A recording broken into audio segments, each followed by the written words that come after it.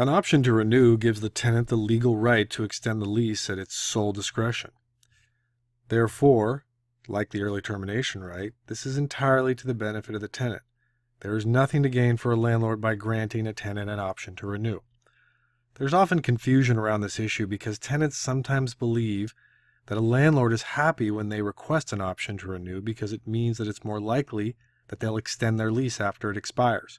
However, because it's an option, not a requirement, it means that they will only extend the lease if it makes economic sense, which is something they would request even if they didn't have the option. So the landlord has gained nothing by granting this option. Moreover, the landlord has to wait and see if the option will be exercised. The landlord might actually want the space back at the end of the term because they have other plans for it, but first they'll have to wait and see if their tenant exercises this option. An option to renew increases flexibility because it allows the tenant to extend or not extend the term of the lease. It will generally stipulate two key terms, lease rate and term. So the language describing the option will specifically state how long the lease is extended when the option is exercised and what the lease rate will be. In many cases, the lease rate is stated as something called fair market value. If possible, you should attempt to obtain an option with a specified lease rate. This is another issue that is often confusing. Sometimes people believe that an option at a specific lease rate will somehow require them to pay that rate if they renew, which may be higher than the market when the renewal period starts. However, remember that this is an option that you may or may not exercise. I'll run through two quick examples to show you that you're always better off with this type of option. Let's say you're leasing a space and when it expires, the market rental rate has increased. In this case, your option guarantees that you'll pay a below market rental rate if you renew the lease because your option has a stated rate. On the other hand, if the market rental rate has decreased, you have no obligation to pay the stated rental rate in your renewal option. You can simply start a new negotiation with the landlord to remain in the space at the market rental rate. Some people mistakenly think that if the stated rental rate in their renewal option is higher than the market, then they must either pay the higher rate or move out of the building. But that is not the case because the tenant can simply not exercise the renewal option and then start a new negotiation with the landlord as if the option had never existed. This is why options increase flexibility, because you can use it when it's to your advantage or not use it when it's not.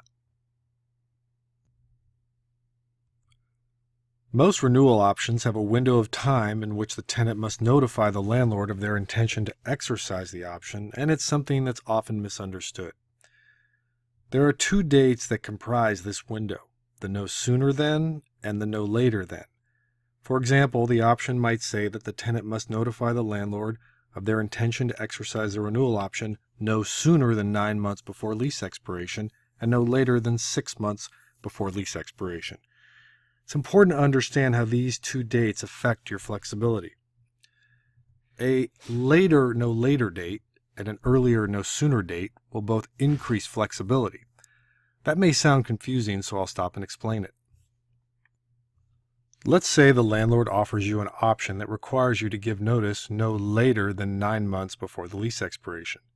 That means if you give notice 8 months and 29 days before your lease expires, it's too late and your option has expired. You then negotiate and get that date moved from 9 months to 6 months before lease expiration. You can now wait 3 additional months before notifying the landlord. This means you have 3 more months to make a decision about exercising this option.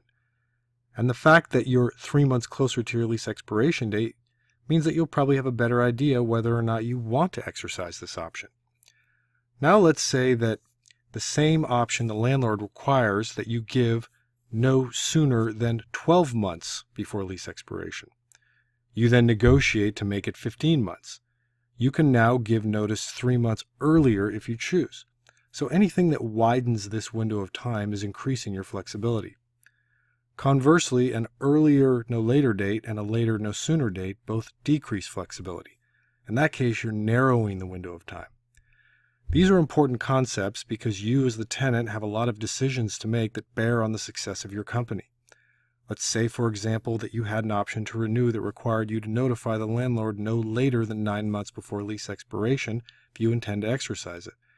That could potentially put you in a difficult position because when you reach 9 months before expiration, you might not know if you want to renew, but you would have no choice but to make that decision or have your option expire. Before we move on from options to renew, I want to go back and explain something about the concept of renewing your lease at fair market value. Some people mistakenly think that an option to renew at fair market value is not effectively enforceable. They believe that the landlord, if he or she does not want to renew the lease, could simply insist on a prohibitively high lease rate, thereby forcing the tenant to move out.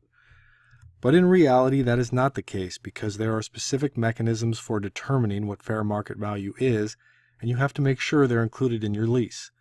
I'm not going to describe what those are right now because it would take too long, and it's not important for this discussion. What is important is for you to know that fair market value can be legally enforceable if the language in the lease is written correctly.